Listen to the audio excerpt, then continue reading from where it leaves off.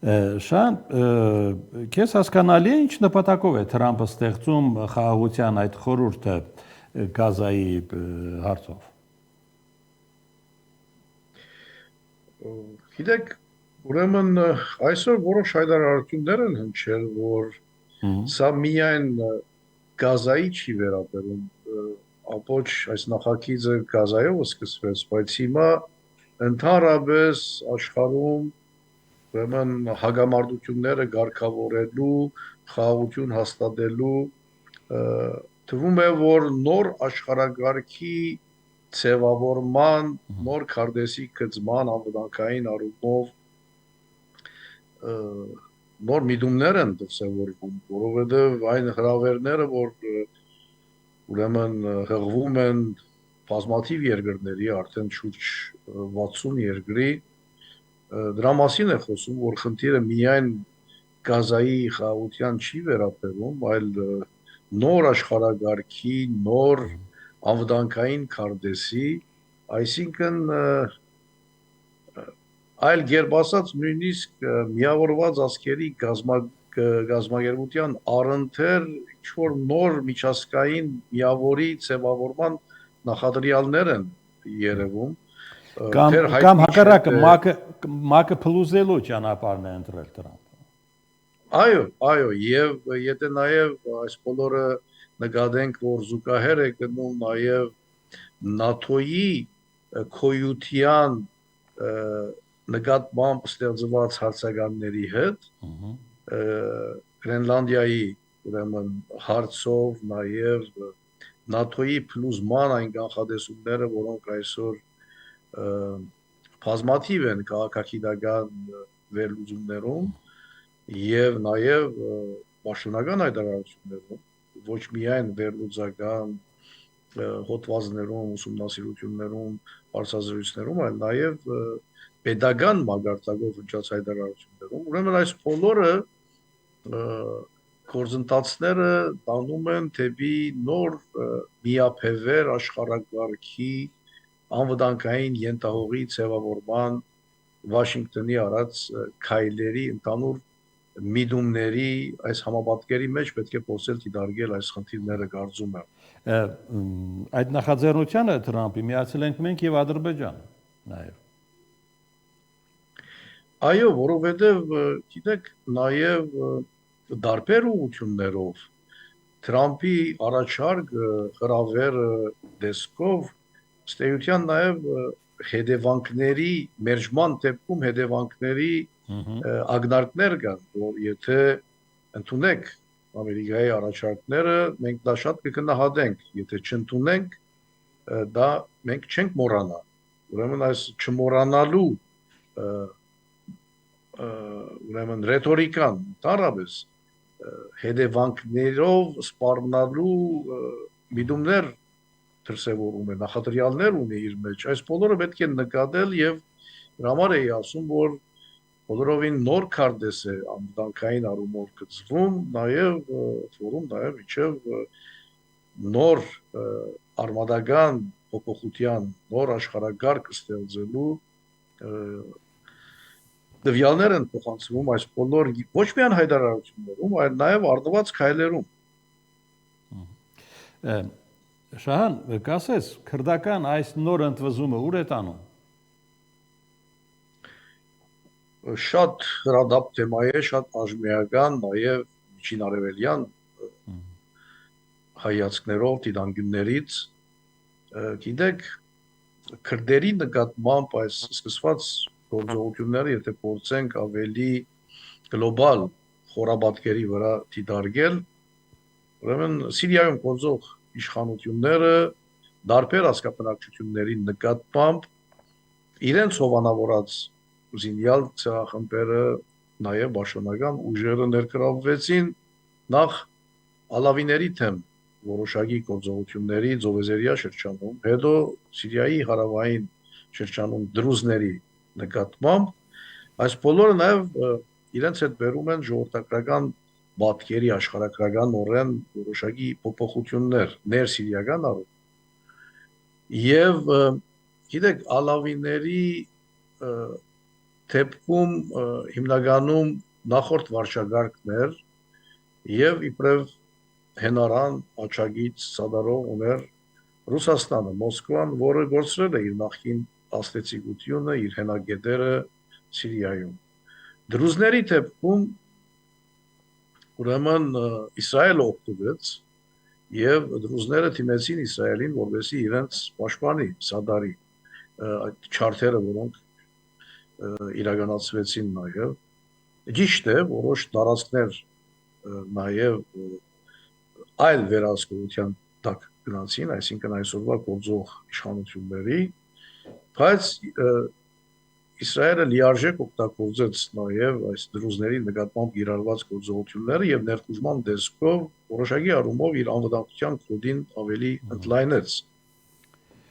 Այսինքն Հիմա շատ հետաքրքիր է քրդերի դեպքում, եթե այս զուգահեռները, այսինքն Սիրիայի մասնատման Շահան, այսինքն Սիրիայի մասնատման հավանականությունը մեծանում է։ Այդ հավանականությունը գա, բայց թերևս բարձ չէ, թե այս բոլորը ինչի կհանգեցնեն, որտեղ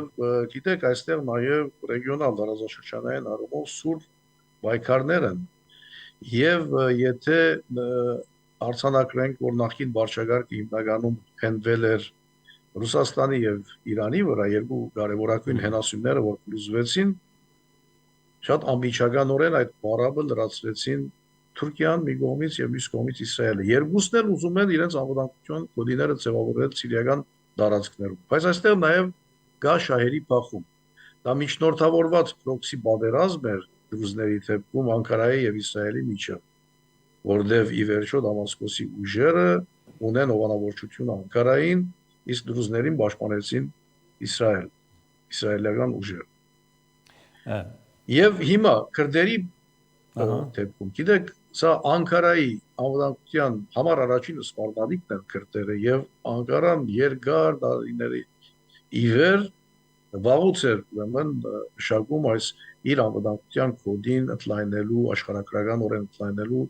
ծրագիրը եւ չէր աչովել։ Շատ հետաքրքիր է, որ ամենաթիրախային գետը հյուսային Սիրիան է, որտեղ քրդերը հաստատել են ինքնավարություն իրենց զինյալ ներկայությամբ, բայց քրդերի ուրեմն այս նկատմամբ գործողությունները սկսվեցին Հալեբի շրջակայքում, հենց Հալեբում, հիմա շատ արագորեն նաև տեղափոխվեցին դեպի հյուսիսային Սիրիա։ Հիմա Իրաքից քրդերը տեղափոխվում են Սիրիա։ Այո, հազարավոր քրդեր Իրաքից նաև Թուրքիայի սահմանից փորձում են անցնել Սիրիա, բայց գիտեք, քրդական երևույթը շատ բարձր էր, որ վայելում էր նաև ամերիկյան աջակցությունը, հովանավորությունը եւ գարմիր գծեր էին այնտեղ։ Դրա համար Անկարան չէր կարողանում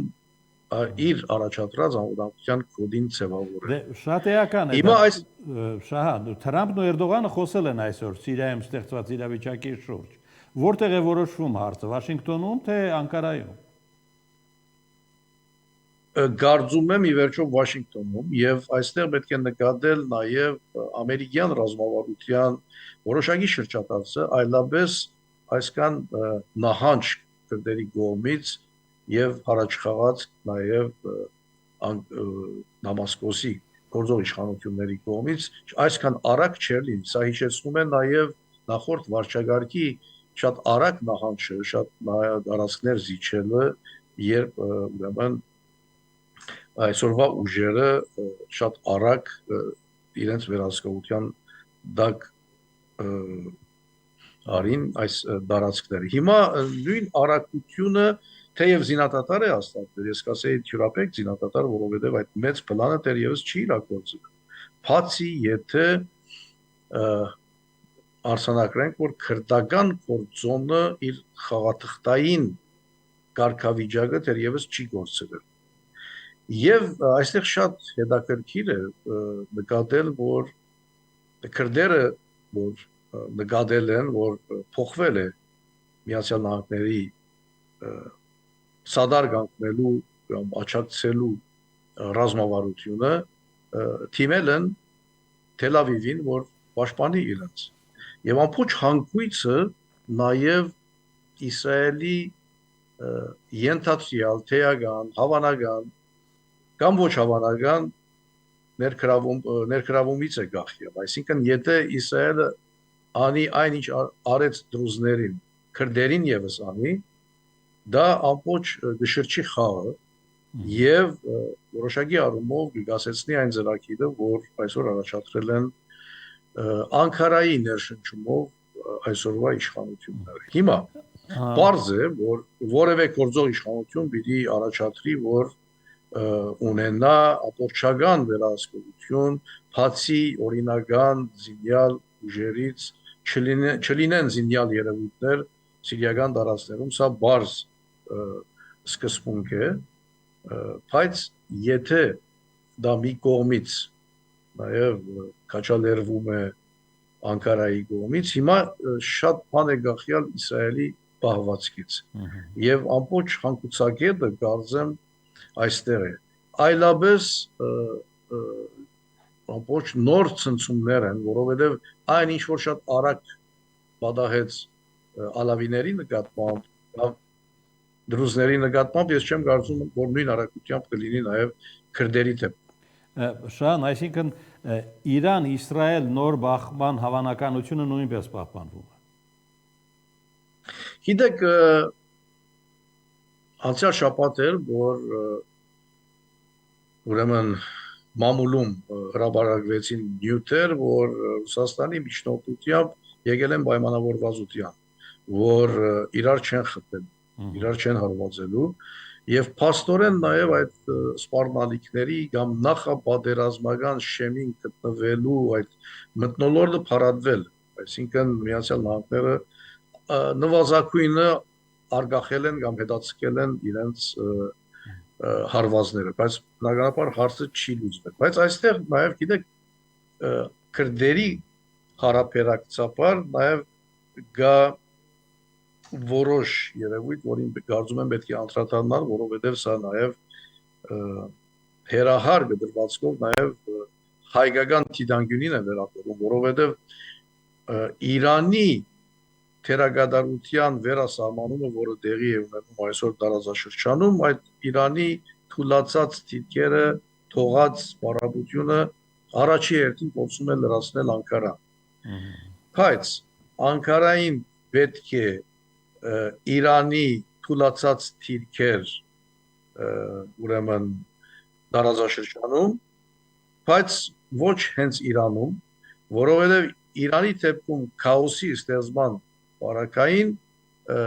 Իրանի քրդերը եւս կարող են շատ արագ գազմագերբվել, ինչը սպառնալիք է Անկարայի։